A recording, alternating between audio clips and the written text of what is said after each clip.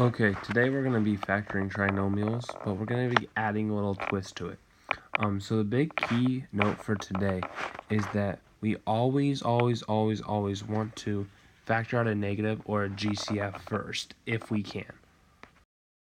Now, if we look at this first example right here, we could do 20 times 12, but that's going to give us a really big number.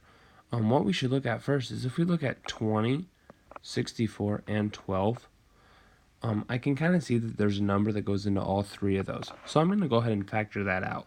Okay, the number that goes into all three of those is 4. So I'm going to go ahead and write a 4 on the outside, just like we did 2 days ago for notes. Okay, so now let's write what we have left. I'm going to have 5x squared minus 16x plus 3. All right, now once I have that 4 factored out, I'm going to actually try to factor the stuff that's in the parentheses. So I'm going to do our normal thing. I'm going to do 5 times 3, which is 15. And now I need to say what multiplies to 15 but adds up to negative 16. So I have 1 and 15. Okay, but I know that has to multiply to a negative 16, or I'm sorry, add to a negative 16, so both of these need to be negative. Okay, so I'm going to go ahead and bring down this 4. Now I'm going to set up my parentheses just like we used to. And I have 5x and x. Okay, now remember, we need to use this 5 to make one of those numbers over here. Well, 5 doesn't go into 1, but it does go into 15, and it goes in 3 times. So I'm going to put minus 3 there, minus 1 there. Okay, now that's our answer. We're all done. We have it all factored out, and there's my answer. Notice that you brought that 4 came down. Don't get rid of it. It's still got to be out front there. Now let's look at this example. Okay, right away, I can't really factor that right away because I notice that this isn't a perfect square. That 20 isn't a perfect square.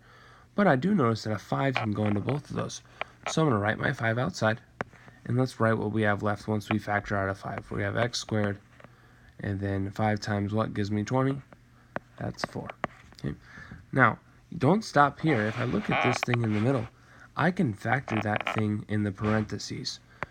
So I'm going to bring my 5 down.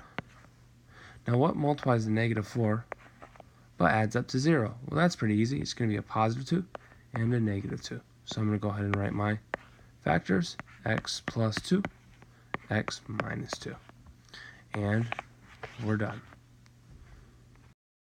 Alright, for this last slide, if you notice, there's a negative out front. Anytime you have a negative out front, you have to do something with it. You can't factor normally. Okay? So what we're going to go ahead and do is, really we're going to take that negative out, we have to take out a negative 1 or factor out a negative 1. So I'm going to put negative 1 on the outside. Now, that's going to change all the signs. So I'm going to have x squared minus 2x minus 8. Okay. Now, once I do that, now I can factor this stuff inside of the parentheses. So let's see, what multiplies to negative 8 but adds to negative 2? Well, I have 1 and 8. I'll be a negative on the big number since I want a negative 2. That doesn't add to negative 2, though. 2 and negative 4. Well, there it is. I found it. Okay, so let's go ahead and rewrite our negative 1. Break up our parentheses. So we have x and x. Okay.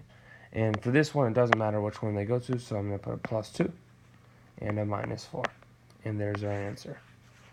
All right, that's it really for today's notes, guys. Go ahead and try your practice problems. The big key thing here is you're doing everything we've done the past few days, except you have to factor out a GCF or a negative first. Good luck.